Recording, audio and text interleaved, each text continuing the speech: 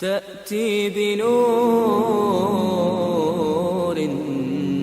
ساعيا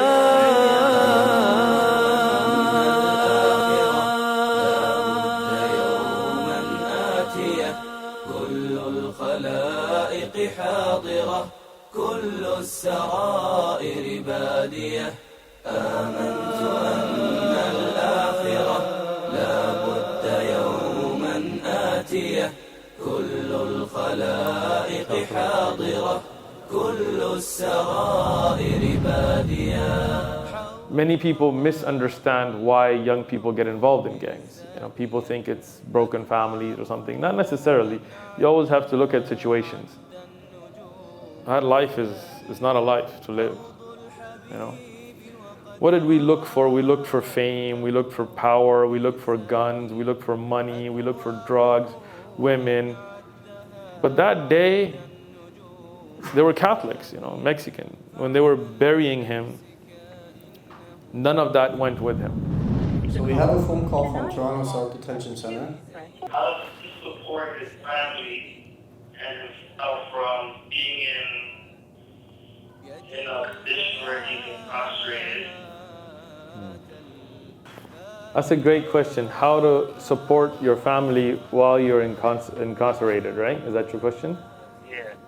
Well, to be very honest, it's difficult because when you're locked up, you can't really work. They make you work, but they don't pay you for it. If you have some kind of businesses, if you got something that you invested in, then, inshallah, that passive income can help the family. If you don't, you can speak to some brothers or the masjid and say, okay, look, I need to help my family. If you can help me, then, when I get out, I can pay you back. You do what you can, but it's difficult. That's one of the difficult things about the gang world or the cartel world or all of that is, when you're out doing the dirt, you don't really realize the challenges that you will face once stuff hits the fan. And that's why young people should be very careful about the decisions they make, because sometimes those decisions will end up with, a death sentence or, not just in the prison system, but on the streets. So I think everybody should think about their families and be careful about not putting themselves in a situation. What's wrong with you? They used to call me shooter, but also, as for graffiti, they used to call me Loke, crazy. And they were like, you're loco, what's wrong with you, man? We're thinking about how to kill you without, too many of us dying. You just walked in here. Are you armed? I was like, nah, man, I'm not armed. I'm not here to fight. And they're like, I remember one of my very good friends, but he was a gang member. He told me, look, I swear to God, you're not going to walk out of here alive. He said, whatever happens, you're not going to walk out of here alive. I was like, all right, well, let me just tell you about Islam. And then if you want to kill me, whatever, it is what it is, but I'm going to tell you. But see, I knew how they thought, and that's why many of you that may be involved in street life, you know what that mindset is like, so you can use that for da'wah. Being immigrants, didn't really realize that there are areas that are very bad and have such, to them the idea was you got to the US, you made it, and many of the people here, your parents, that may have immigrated, this is the whole thing, that they were struggling somewhere else, wars, famine, economic challenges.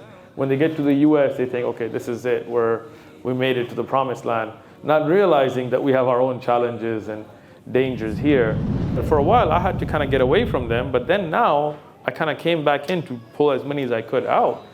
So I said, look, this guy got killed, this guy got killed, this guy got shot. They're all people we all grew up with, right? I was like, over what? And they're like, over the barrio homes, over the hood. I was like, what hood? You don't own the place. People that died 10, 15 years ago for the same gang today, none of you guys even know who they are. And what are you dying for?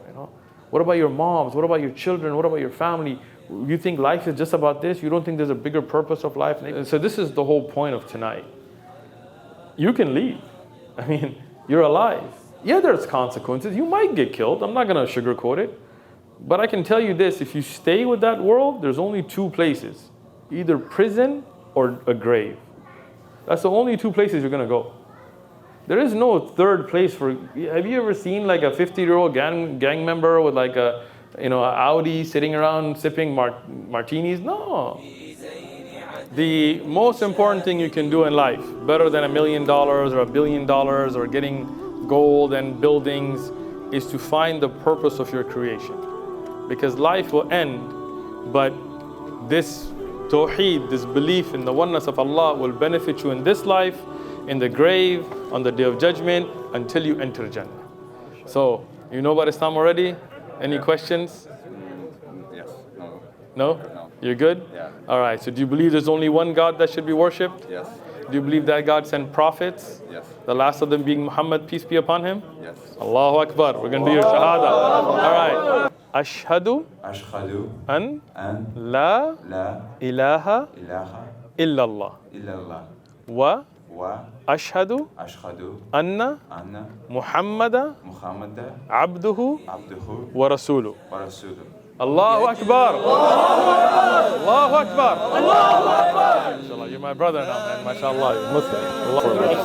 I'm going to keep it with Shaykh Uthman is a very great example. He was so deep into the street life, yet he still managed to get out of it with the help of Allah subhanahu wa ta'ala. And for those who are born Muslims, have trust in Allah, have tawakkullah, because that is what's going to get you far in life. I know people that because of the da'wah scene in Toronto, they have become the first Muslims in their family, including my own mother. If someone wants to be guided, then they will be guided, inshallah. If someone wants this dunya, Allah will give them this dunya. I think it's really important for the youth to come out to these events and, go down a better path, right, than the current one they're on. By the mercy of Allah subhanahu wa ta'ala, it was a beautiful program today about turning the part of your life from one angle to another angle. And Shaykh Uthman Ibn Farooq also, he explained about his life, and he encouraged our young generation, if there is any problem, they can change their life from one angle to another angle, and they can straightforward follow the teachings of Islam. And we are very much happy that we invited the Shaykh, and we invited our community, especially our youth, and they responded to our call. So may Allah bless them, may Allah bless all of us. Assalamu alaikum wa rahmatullah.